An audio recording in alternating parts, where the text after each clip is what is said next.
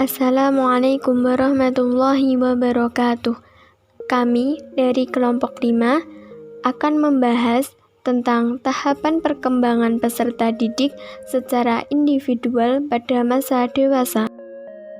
Anggota kelompok kami terdiri dari Nafi Mamluah dengan NIM 207200023, Nafi Dotur Rofi'ah dengan NIM 207200024, Najim Humaidah dengan NIM 207200025, Novela Iga Maharani dengan NIM 207200027.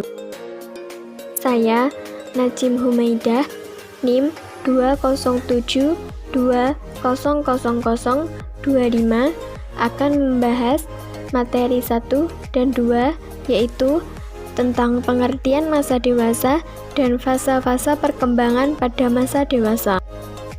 Masa dewasa merupakan masa pematangan kemampuan dan karakteristik yang telah dicapai pada masa remaja.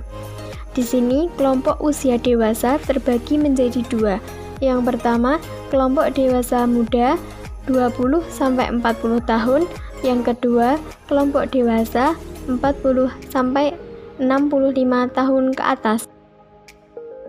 Selanjutnya, materi kedua yaitu fase-fase perkembangan pada masa dewasa. Meliputi yang pertama, struktur dalam rentang kehidupan. Pembagian dalam fase memenuhi kebutuhan didaktis yaitu dapat membuat uraian lebih mudah untuk dimengerti. Pembagian dalam fase-fase kehidupan kebanyakan mempunyai suatu sifat normatif. Yang kedua, 2 jenis teori tahapan, yaitu menurut Erikson dan menurut Levinson. Menurut Erikson, dalam fase ini orang bertanggung jawab terhadap generasi berikutnya. Dan dalam teori ini, maka 2 masa terakhir dalam perjalanan hidup seseorang merupakan masa yang paling panjang. Selanjutnya, menurut Levinson, dalam perkembangan masa dewasa terbagi menjadi 3 periode. Yang pertama, periode pengenalan dengan dunia dewasa usia 22-28 tahun. Pada periode ini, orang berusaha untuk membentuk struktur kehidupan yang stabil dan mencari tempat dalam dunia kerja serta dunia hubungan sosial. Yang kedua, periode dalam fase kemantapan. Usia 33-44 tahun. Pekerjaan dan kehidupan keluarga membentuk struktur peran yang memunculkan aspek-aspek kepribadian yang diperlukan. Yang ketiga, periode tercapai puncak masa dewasa, yaitu usia 40 tahun. Dalam masa ini, seseorang menghadapi 3 macam tugas, yaitu penilaian kembali masa lalu, merubah struktur kehidupan, dan proses individuasi. Saya Novela Iga Maharani, NIM 207200027, akan membahas materi ketiga, yaitu tahapan perkembangan pada masa dewasa. Tahapan perkembangan pada masa dewasa ada 3 tahapan. Yang pertama, dewasa dini atau awal. Yang kedua, dewasa madya atau paruh-baya. Yang ketiga, dewasa akhir atau usia lanjut. Yang pertama, masa dewasa dini atau awal.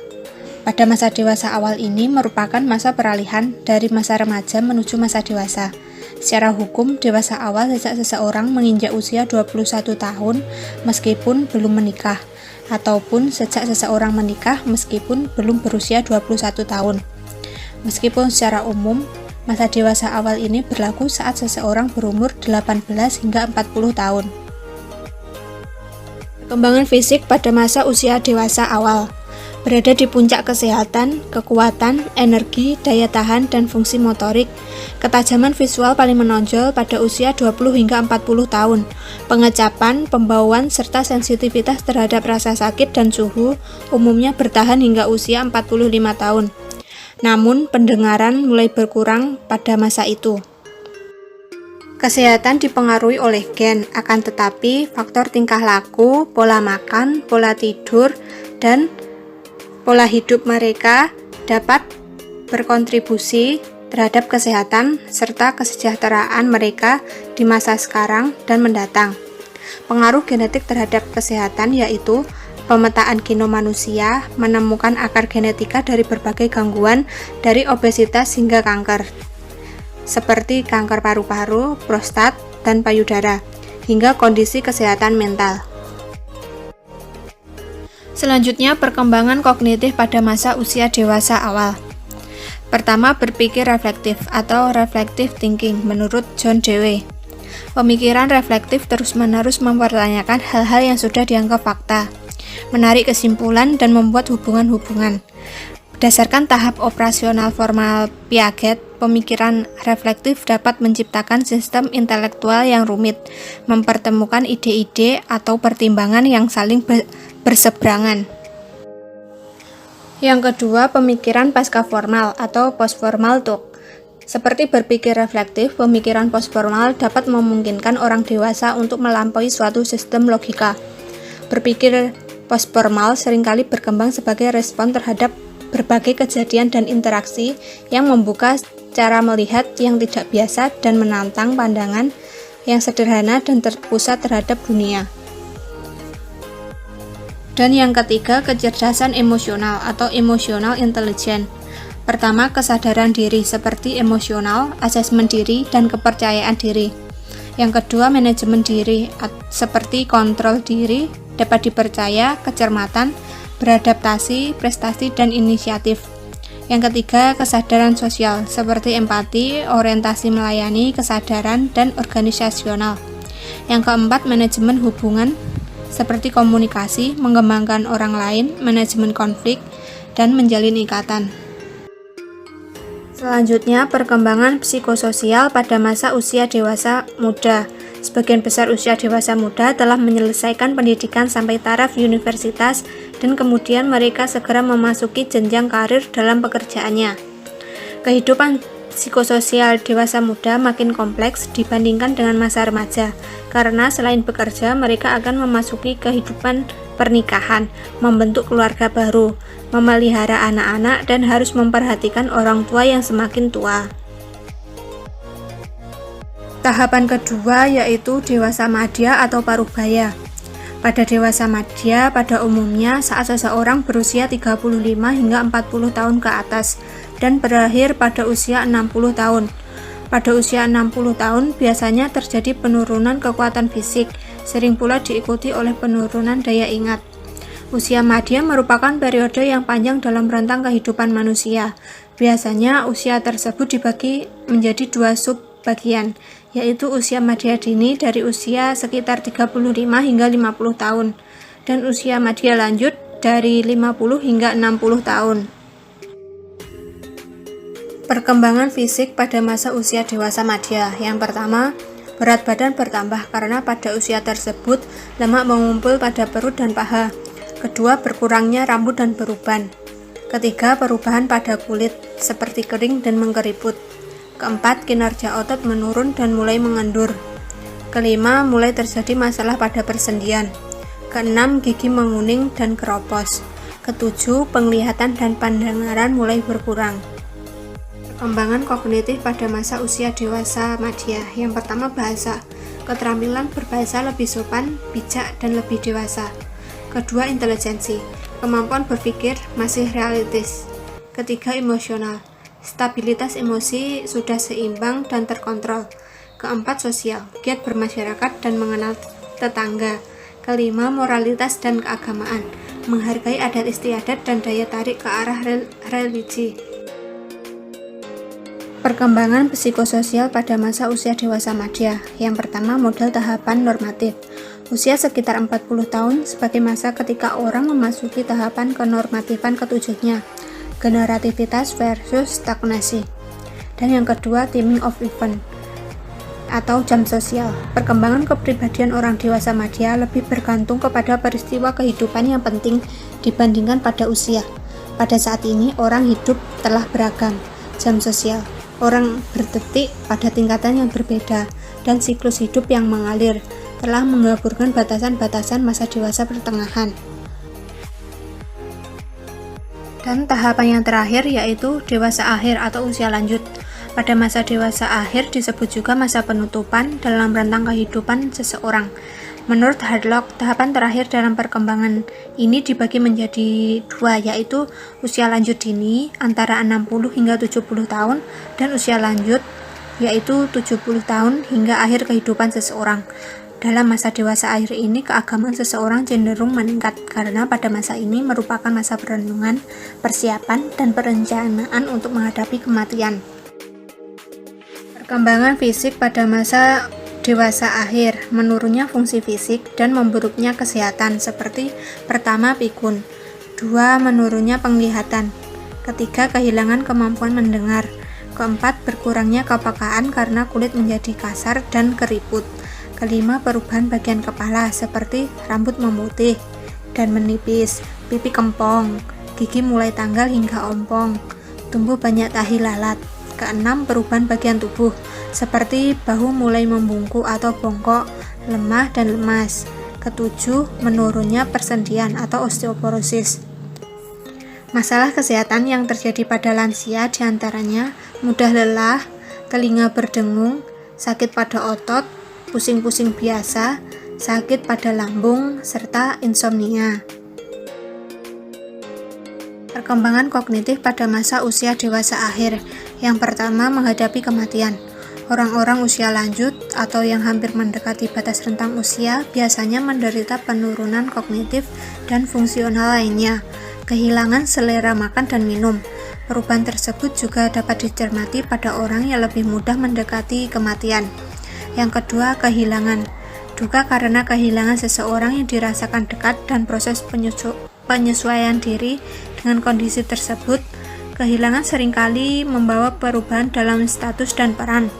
Misalnya dari seorang istri menjadi janda atau dari seorang anak menjadi piatu.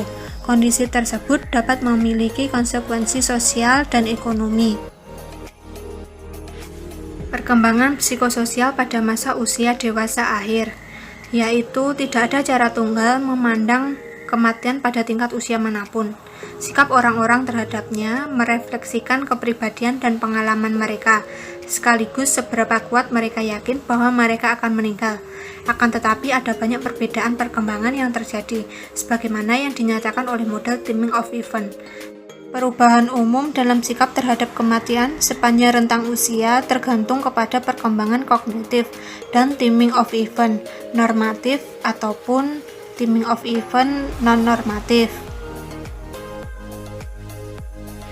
Pandangan Islam mengenai masa dewasa akhir. Pada fase usia lanjut dalam Islam disebut arzal al-umar atau disebut juga syuyukh. Tahapan ini oleh Rasulullah dinamakan masa pergulatan maut. Hal-hal yang perlu dilakukan seorang muslim ketika memasuki usia lanjut yaitu pertama, mensyukuri panjang umur. Kedua, menggunakan waktu seefektif mungkin untuk beribadah kepada Allah Subhanahu wa taala. Ketiga, hasanah di dunia dan di akhirat. Keempat, selalu beramal saleh. Kelima, menyiapkan 3 jongko, yaitu sedekatin jariyah atau sedekah jariyah. Ilmi yuntafa'u bihi atau ilmu yang bermanfaat. Dan waladin sholihin yad'u lahu atau anak yang saleh dan selalu mendoakan orang tuanya. 6. Selalu mengingat akan datangnya kematian. Selanjutnya, materi keempat, yaitu ciri-ciri pada masa dewasa. Ciri-ciri masa dewasa sebagai berikut. Pertama, masa dewasa merupakan masa pengaturan atau settle down, karena seorang individu akan mencoba-coba hingga sesuai dan cocok. Kedua, masa dewasa disebut juga usia produktif, karena pada masa ini cocok untuk menentukan pasangan hidup. Ketiga, masa dewasa merupakan masa sulit dan bermasalah karena harus menyesuaikan peran baru, misalnya perkawinan versus pekerjaan.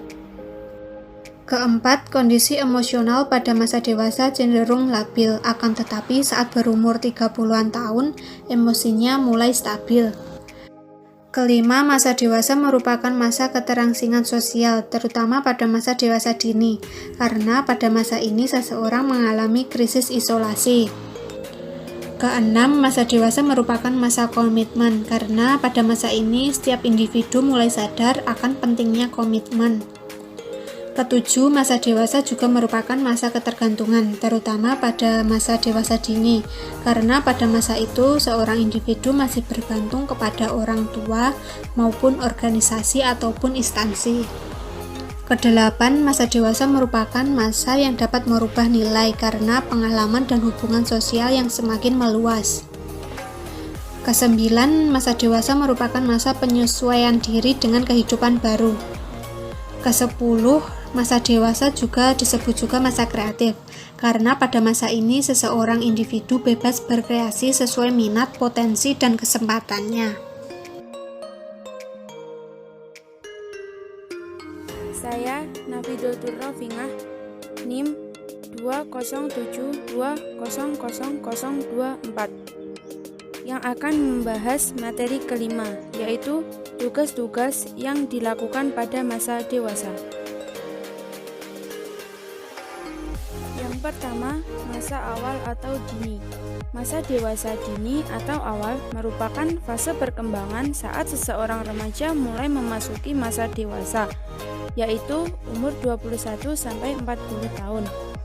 Adapun tugas-tugas masa awal atau dini, yaitu memiliki pasangan hidup, belajar hidup bersama atau suami istri, mulai hidup dalam satu keluarga atau pasangan dan anak, belajar mengasuh anak, mengelola rumah tangga, mulai bekerja atau membangun karir, mulai bertanggung jawab sebagai warga negara, dan bergabung dengan suatu aktivitas atau perkumpulan sosial. Yang kedua, masa dewasa madya. Masa setengah baya adalah masa yang berlangsung antara usia 40-60 tahun. Menurut Hurlock, garis besar tugas perkembangan masa dewasa yaitu 1. Tugas yang berhubungan dengan penyesuaian terhadap keadaan fisiologis. Yang kedua, tugas yang berhubungan dengan perubahan minat. Ketiga, tugas yang berhubungan dengan penyesuaian jabatan atau pekerjaan. Adapun tugas-tugas masa dewasa madya yaitu A. Memperoleh tanggung jawab sosial dan warga negara. B. Membangun dan mempertahankan standar ekonomi. C. Membangun anak remaja untuk menjadi orang dewasa dan yang bertanggung jawab. D.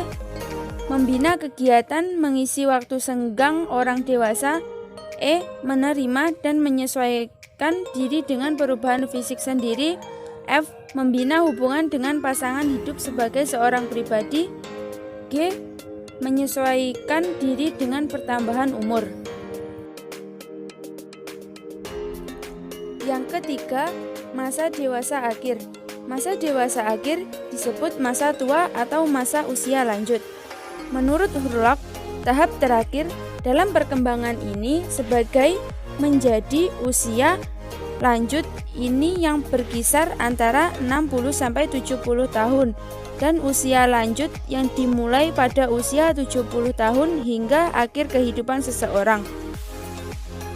Tugas perkembangan pada masa dewasa akhir ini menurut Hafigus antara lain 1. Menyesuaikan diri akibat menurunnya kekuatan fisik dan kesehatan. 2. Menyesuaikan diri dengan masa pensiun dan berkurangnya penghasilan keluarga. 3. Menyesuaikan diri dengan kematian pasangan hidup. 4. Membentuk hubungan dengan orang yang seusianya. 5. Membentuk pengaturan penghidupan fisik yang memuaskan. Dan 6. Menyesuaikan diri dengan peraturan sosial secara luas. Saya Nafi Mamluah akan membawakan materi selanjutnya, yakni Kehidupan pada periodisasi perkembangan masa dewasa. Kehidupan pada periodisasi perkembangan masa dewasa. Pada masa dewasa awal adalah individu belum menikah, maka kehidupannya masih seorang anak yang memiliki hubungan dengan orang tuanya, baik masih menempuh pendidikan atau mulai bekerja. Sejalan dengan proses berlangsungnya perubahan persepsi tentang hak dan derajat dewasa ini, pengembangan karir bukan hanya milik kaum pria, tapi juga kaum wanita. Rumah tangga terwujud setelah akad nikah atau perkawinan yang sesuai dengan agama dan undang-undang, yang mana suatu kumpulan dari suami, istri, anak, mertua, dan sebagainya. Dalam berkeluarga juga terdapat masa yang sulit dan bermasalah. Hal ini karena seseorang harus mengadakan penyesuaian dengan peran barunya dan tanggung jawabnya, agar membentuk suatu kesatuan yang harmonis dan berjalan dengan lancar. Saat sudah mencapai dewasa lanjut usia, maka akan merasa kehilangan seperti kematian orang tua, pasangan, bahkan juga anak, yang mana kondisi ini merupakan salah satu tantangan emosional terbesar yang dihadapi manusia pada masa dewasa lanjut. Hingga seorang individu akan lebih dekat dengan Tuhannya karena kondisinya yang semakin lemah dan tidak berdaya, sehingga sering mengingat kematian, yang mana akan membiasakan mengerjakan amal saleh yang dapat menjadi bekalnya di akhirat nanti. Demikianlah presentasi dari kelompok kami. Semoga bermanfaat. Bila ada kurang dan lebihnya, kami mohon maaf. Akhir kata, wassalamualaikum warahmatullahi wabarakatuh.